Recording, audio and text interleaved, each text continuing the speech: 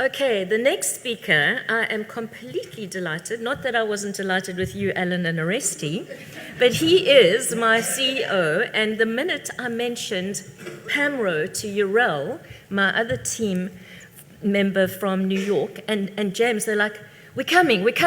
I didn't tell them it was Mauritius. Okay, that was an added bonus. So, James is the CEO of Splashlight and Telmar. Splashlight is a New York-based company, as is Telmar, which has become the leading photography and video provider for retailers and brands. So he's brought the sexiness to the Telmar data and is breathing a new lease on life into all of our offices globally. James also does podcasts on creative intelligence and did one in South Africa, which he was delighted with.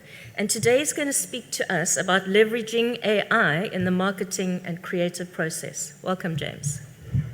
Thank you. It's really a privilege to be here. I have to say, it's my first time in Africa, and I really thank you. And I'm quite humbled at the spirit of ingenuity, the pursuit of trying to achieve technology. The podcast that I interviewed on Friday was really, really stirring. And first of all, the amount of sponsors here and to be among you in this industry is really a pleasure. And I appreciate what I'm hearing and what I'm learning. I'm new to this industry, and I'll tell you just a little bit of background about myself and my partner and how we're here. We invest in the intersection of creativity, technology, and human science.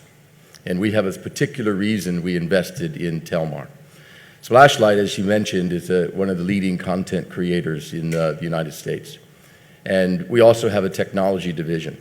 And we worked heavily in the past few years creating technology that lets us understand the emotions behind images. And that led us into this area here.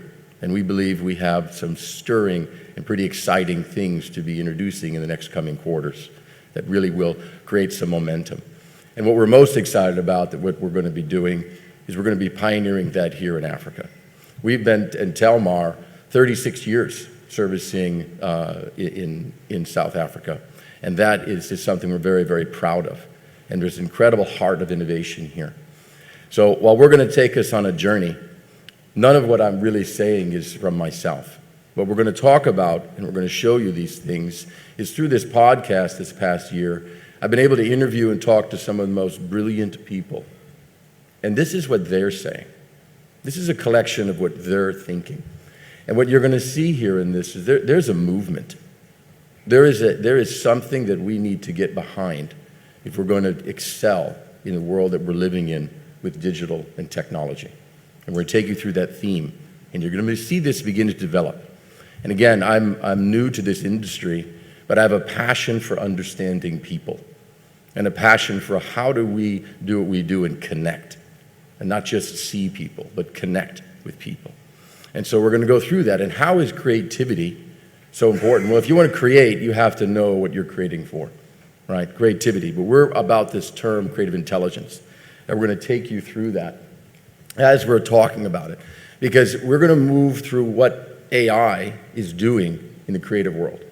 And to create, you have to know your audience, you have to know so much, and there's so much happening in this whole sector, and it's really, really exciting. So this journey behind this podcast, this Creative Intelligence podcast, has been really stirring, and I encourage you, if you get a chance, to see some of it, because I'm only going to cover a few of the incredible, intelligent people that I've been talking to about this topic and how it's going to be relevant to all of us here in this room. This common thread you're going to see, I'm excited to kind of reveal here in Mauritius. And so we'll take you through that. So let's begin with some of the first two people on the podcast was Katie Hillier. She's a leading digital anthropologist. And that's a term we're going to come back to often. It's digital anthropology. And Chris Duffy, he's the senior strategic development manager at Adobe. What these two talked about was how ready the creative world really is for AI and for technology. And typically you might think creatives might not want technology, but actually they really are thirsty for what it can do. But in particular, I want to focus on some of the things that Katie a digital anthropologist brought to mind. And we challenged her on it. When you listen to it, you can hear. And it really has to do with digital anthropology. Now, why we say that? Why is digital anthropology something we're talking about? Well, in general, anthropology is the study of how we live. But in the world now that we live in with digital, we live differently. And digital anthropology needs to be part of that. And so we talked to her about that. Because what's interesting about data science is that data science is finding where we live, right? How we live digitally. But we're also asking data scientists to analyze us. But they're not the right people to do that. And when we were talking with Katie, we used a little illustration about ships. And we said, so if you wanted to go study Peru, let's say 100 years ago, anthropologists would go down to Peru and study ayahuasca, come back and analyze that person. But if it was 600 years ago, you couldn't even get to Peru. We didn't know how to sail below the equator. We didn't have the technology to get to Peru from London. But when that technology invented, you have the ships, the navigators. Did we ask the captains of the ships and the navigators to study the people? No. They're not qualified for that. You need anthropology for that. But we're living in a world where data scientists are studying how we live. And they're the ones advising. So Katie was really stirring about this change. And you're going to see this coming back as we go through this here, about how important anthropology, particularly digital anthropology, its role is going to play. Something we'll bring it back around to. But again, I then talked to one of the most brilliant young women that I have ever met. Rami is a neuroscientist, University of Cambridge, Stanford, the Max Planck Institute for Human Cognitive and Brain Sciences. She is amazing. And what's interesting about her when we talk to her is the ways that technology is decoding the human brain, cognitive studies of the human brain. What's interesting about this is she developed the very first AI cognitive assistant. And what was that? What was interesting is her career working for Mercedes-Benz. She was trying to understand, and I'll go to this next one here. She was trying to understand people and the cognitive regions of the brain. But what she noticed is that it's a very lengthy process. So because typically what you do is you connect, excuse me, I'm sorry, my voice is like this. You connect to different regions of the brain, and you watch that activity, and you show the person prompts. So what they did is she developed a way to let the AI analyze the brain activity and change the prompts. So it took 2 months, you could do in 2 hours. So you're seeing how AI is changing the process. And that, again, applies as marketers and creatives. We need to understand people. We need to know how they react. And so here again, this was science in around, oh, pardon me, 1 second. I don't know how I can open this. I actually had shoulder surgery last week, so I'm supposed to have a sling on. And be in New York. And I'm supposed to be in New York. But anyway, yeah, this is a hologram, actually. I'm really at the spa. No. But anyway, she was fascinating. So it's fascinating. So that's a very interesting concept now, that AI can participate automatically in how we think and unlocking the human brain and understanding that. Then I talked to Richie Manu. He's the author of a book called Author of You, Rebranded, and he's a senior lecturer at the MA program in Applied Imagination in Central St. Martin's in London. Now, why he's interesting and worth talking about for us, and what's the lesson we learned here? He advocates paying attention to other industries and adjacent industries and how they're using AI and technology and how that can make a play in your industry or in our industry. And for instance, he talked about fashion. And it was really interesting how he used fashion as a way, as a designer, to provoke some ideas. Because what's happening in the fashion world, he mentioned, is that they're using AI to look for fashion styles that are missing so that they can go to their creative team to develop what seems to be missing in the world. So here you're using AI in order to help understand what to create, And how do we do that in ours? Well, that's for us as researchers, as marketers, as advertisers to figure out. But here's where AI is getting used in an industry to service creativity by helping them understand what's missing. And he called this something called the curiosity bandwidth. And he said great leaders and those that in each industry that have a curiosity bandwidth are the ones who are going to continue to succeed because they're looking outside what they do every day for innovations and ideas. So it really was a great takeaway with him. And then another point that we talked about was Wambo Wu. Now, Wambo Wu is an Emmy Award-winning executive director at Wired Magazine. And why did we pick him? Well, first of all, Wired Magazine reaches over 30 million people a month. But he built and directed a documentary entitled Machine Learning, Living in the Age of AI. But not from a perspective of those that make AI, but from a perspective of those who use AI. And he highlighted in his documentary, which was at Cannes, won an award at Cannes just a couple months ago, about three groups: children, farmers, and senior citizens. And it's really interesting how each of those are affected by AI and their reaction to the AI. And it really is a thought, because one had created mobility, senior citizens, then you see with driverless cars helping them, then there was how kids learn, then it had to be with how farmers are enabled to do things. It was really interesting. And if we go to this next one here, what he was remarking is that all of those groups, when he interviewed them for his documentary, surprisingly accepted and adopted AI. So what's the lesson in that for us here? Again, it's flexibility. AI and the way we use data and the way we analyze data is changing the world and includes us as marketers, as researchers, as creatives, something we can't be afraid of. We have to adapt. And as we see children adapting, we see senior citizens adapting, and arguably you see farmers who can be considered maybe the ones that are not progressive. They're rapidly progressing and accepting these things. But then we kind of dived into something that was interesting with him. And because he had so much that he had studied and learned making this documentary that he ended up having quite a bit of opinions. And he was a journalist before he was making films. And so we then began talking about AI as a learning machine and what that does around creativity. And he had a lot to say about this. So it's interesting, some of the facts of what's happening around AI and in the art world and in film. He talked about one film, but I didn't even know about this. In 2016, there's a film called Sunspring. And this was built and written by AI. Now, he said it was kind of clumsy. Of course, he's a director and he's a producer. He does his own things. But here there's AI making paintings. AI is making films. There's even an AI, one podcast, there's an AI writing a book that's going to come out shortly.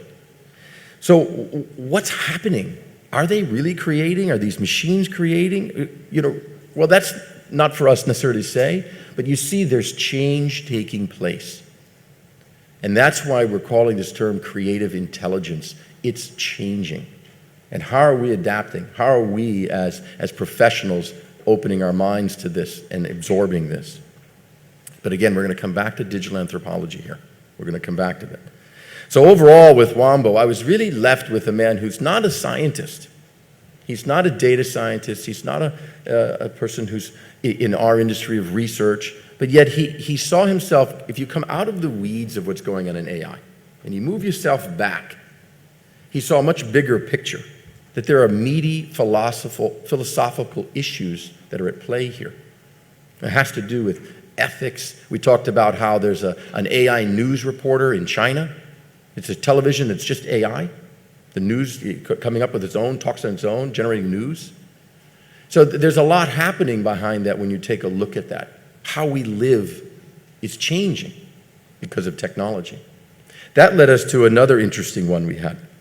And this gentleman was exceedingly brilliant about this one particular topic, and it has to do with ethics. Because if we're getting into creativity, if we're getting into using data, if we're getting into understanding the mind, if we're letting machines go that far, as we heard Alan talk about it, and I was really excited that he mentioned about the topic of social justice and ethics, it matters. How we get exploited, how we use data, the right to privacy, all of this is really an interesting questions that needs to be answered, even though we're just in creativity or in marketing. All of that matters. But he really talked about it. He said that he didn't see AI as neither good nor bad, but it's just fundamentally neutral. It's just what's happening, but it's how it gets used. So he talked about bias and how adding bias and understanding bias, and that is something that's going to be very, very important. He even talked about that it's going to have rights. AI and things has rights. So it was very fascinating in philosophical discussion. But we agreed really on that ethics are a key issue, that these tools and technology can do incredible things, but that in the world we're in, we also need the ethics and understanding what we're doing with it. But I'll quote him here. He added this. He said, "The good news is that there's an increasing number of people that are dealing with the ethics of AI and dealing with the ethics of all of our behaviors and how we develop technology responsibly to make sure our privacy is protected and that our fundamental civil rights are protected and that algorithms can be biased, and we need to know that." So what was interesting is we then talked about, obviously I'm going to probe on digital anthropology. I probed him a little bit about this. And we talked about digital villages and the way we live in digital villages. And why is maybe studying digital villages, protecting the people, maybe an added way to go? Well, as we mentioned, what Alan talked about in social justice is who's standing up for those people? Who's the scientist in the room whose focus is empathy? Well, that needs to be digital anthropologists. We need to increase this degree program. There are only 2 universities in the world that graduate a PhD in digital anthropology. You need ethnography research methods to change. These things have to change if we're going to have leaders advised with scientists who understand ethics, understand empathy, understand human behavior in the digital world. And so we're excited to see the confluence coming together around this. And then finally, to bring it home to marketing, I had spoke with Katie King, and she is the author of a book. Did I get that? Yes. She's the author. Oh, I can look right here. She's the author of a book entitled Using Artificial Intelligence in Marketing, How to Harness AI and Maintain a Competitive Edge. She just really had practical things to say. She was very practical. When she talked about these 3 Ds, the dirty, dull, and dangerous, she says, how do you use AI to simplify like you had 1,000 interns, those kinds of things. That there's a tremendous amount of that in marketing, in that whole issue. And actually, in most businesses, there's a lot of that. How do we use AI to do those kind of things? And she was talking about that and really emphasizing that those things are out there and possible. Then she led to the next thing, and it had to do with how we lead companies and how we think about using AI in the companies. And really that marketers tend to want to bring all the tools right away, and yet they are the ones pushing a lot of the company to try to adopt. And it gets difficult to push it in from that way. She was really advocating that the CEO at the top needs to be the one who's committed to changing an organization and adopting AI and these practices. That's the way change is going to happen. He's the only, or he or she tends to be the only one with the authority and the broad view in order to make sure those kind of change happen.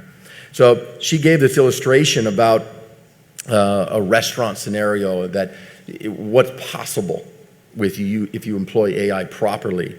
And it had to do with you walking into a restaurant, and people at the reception, since they have made a reservation, they know who you are, they understand what you like, maybe you've been there before, they help you, they know you're vegan, they know your birthday. That all goes into this whole marketing change as you walk in. Now, sometimes that can be a little creepy, but when you think about it, there's a lot of consumers that want that high touch. Just like before, when you went to the same place, they knew you. That wasn't creepy. That made you feel nice because that butcher knew you. He knows how you like your food. So in a lot of ways, we want that personalized service, but it has to be done in the right way.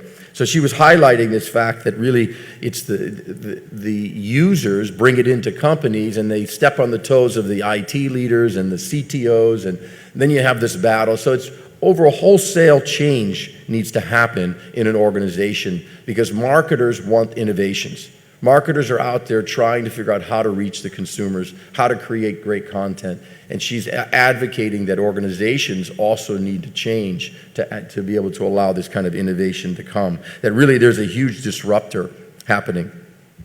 Then she went on to talk, obviously, on my favorite topic of digital anthropology. We did talk about that, and she had a lot of interesting things to say about discrimination and the problems at the moment that algorithms can create. So she too had a very strong opinion about bias and what that means and how these ethical issues are opening up this democratization of data versus exploitation of data. And really, where's the boundaries between the two? We already see these dangers. It was highlighted about Cambridge Analytica and the dangers that created. So we know they're there, that there's a dark side to this amount of data and to data science and exploiting the public. But where is that boundary? Where's the boundary between connecting and doing a great job of advertising and marketing versus exploiting? And this is where we need scientists who study this, who think about this, who advise the leaders properly. So then I asked her to give her final verdict on AI in the marketing field, and she's like, don't be frightened about it. She says, assess how it's being used in your job function, in your industry, in your sector, in your country. Read, keep up to date. And she's been talking about this book. So again, same topic, right? Stay curious and keep learning because these innovations are happening. So overall, when we talk about this, there is a movement.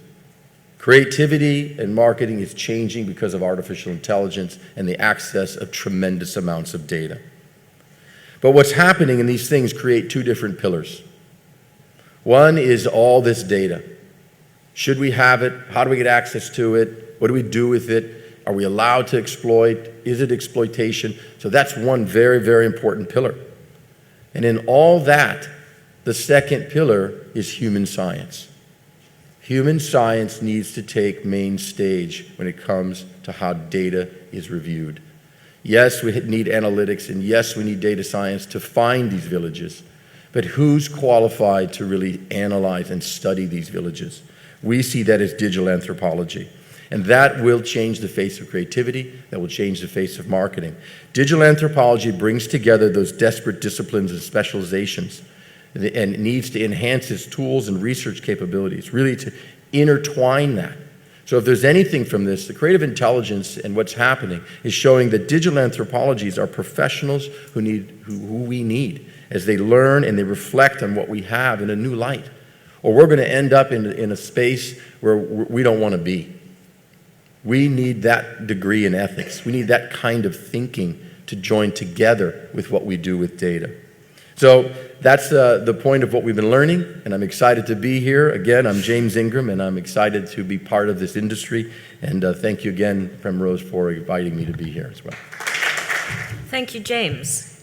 Really interesting stuff this morning, and it's tied together really nicely with Orestes's presentation, Alan, so it's all gelled.